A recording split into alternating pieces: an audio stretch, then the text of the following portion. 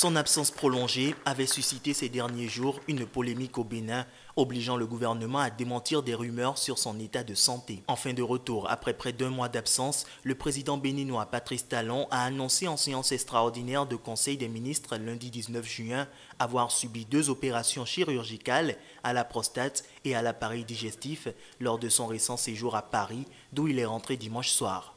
Le président de la République a fait part au Conseil qu'il a subi une intervention chirurgicale au niveau de la prostate à l'occasion de son séjour à Paris. À l'issue de l'opération, une complication digestive est apparue et a requis une deuxième intervention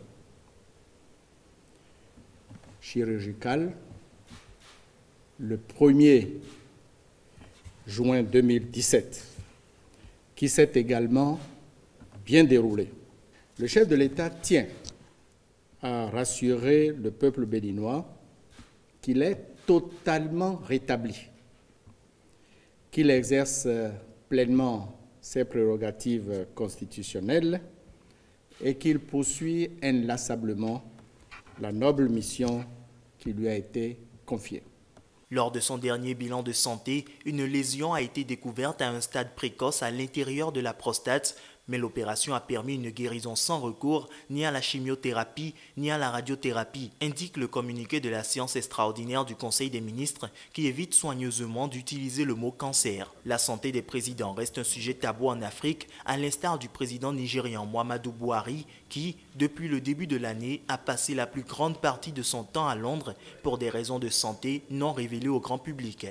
Patrice Talon a d'ailleurs précisé combien il lui importe d'informer ses compatriotes des détails de son état de santé, alors qu'il est très rare qu'un président africain communique de façon aussi ouverte sur sa santé.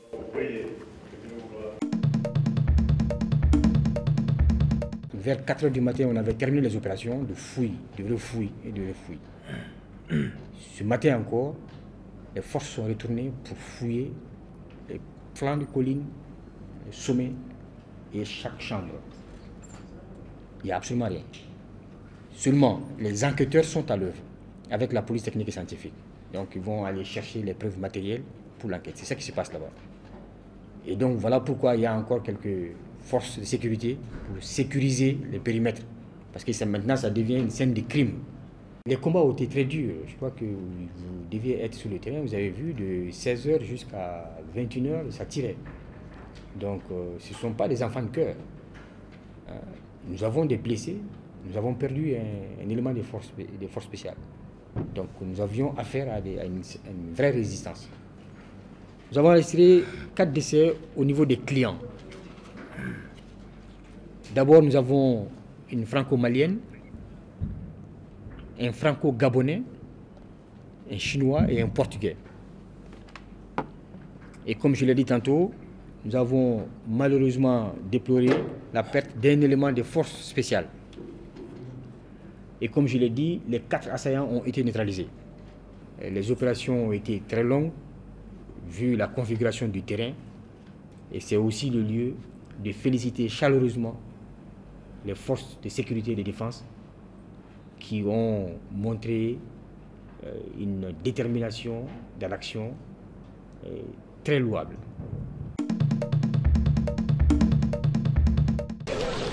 La manifestation s'est déroulée non seulement à Malabo, la capitale, mais également dans plusieurs autres villes, telles Bata.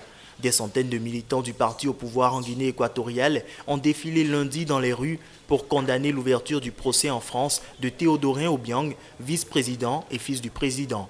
Le secrétaire général de la Guinée équatoriale a qualifié d'attentat et de menace directe et frontale contre la légalité internationale et la souveraineté institutionnelle de l'État équato-guinéen le procès qui s'est ouvert ce lundi devant le tribunal correctionnel de Paris en l'absence de Théodorin Obiang.